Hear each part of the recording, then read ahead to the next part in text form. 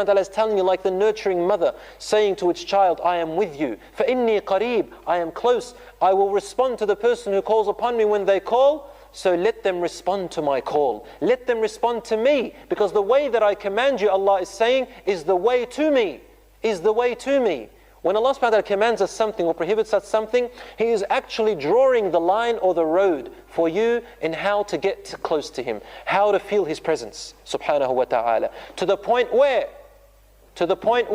you continue to do the compulsory actions until you do the voluntary actions after that, until Allah says, I become your eye which you see with, your hearing which you hear with, your leg which you walk with, your hand which you touch with. And if you were to ask me for anything, I will give you. And if you seek refuge in me from anything, I will give you protection. And there is nothing worse to me, Allah says, hated to me, than the time when I have to take the soul of that person out, and he is feeling the pain while I hate to do so, but only to bring him back to me.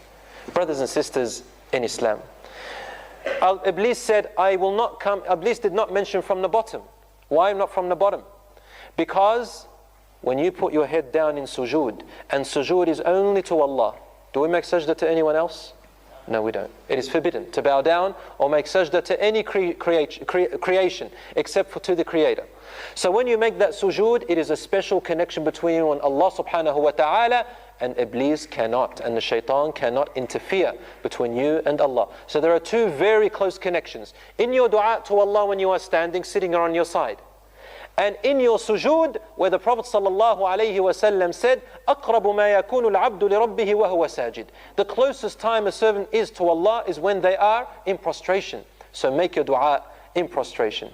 The shaitan understood that these are two avenues. But guess what? In order for the shaitan not to come to you this way, there is one condition. He said, وَعِزَّتِكَ وَجَلَالِكَ لَأُغْوِيَنَّهُمْ أَجْمَعِينَ. I shall deter them all and lead them astray, except one type of servants. Who are they? إِلَّا عِبَادَكَ مِنْهُمُ الْمُخْلَصِينَ. Except your servants, not all of them, among them, who are sincere. Who are sincere. The ones who, when no one is looking, they worship Allah still very well. The ones who, when no one is around them, they still abandon the haram. They are not the ones who only in front of people they act religious. But when they are alone, it makes no difference. Yes, some people are lazy when they are alone. Some people maybe feel motivated when they are around pious people. That's different. I'm not talking about that.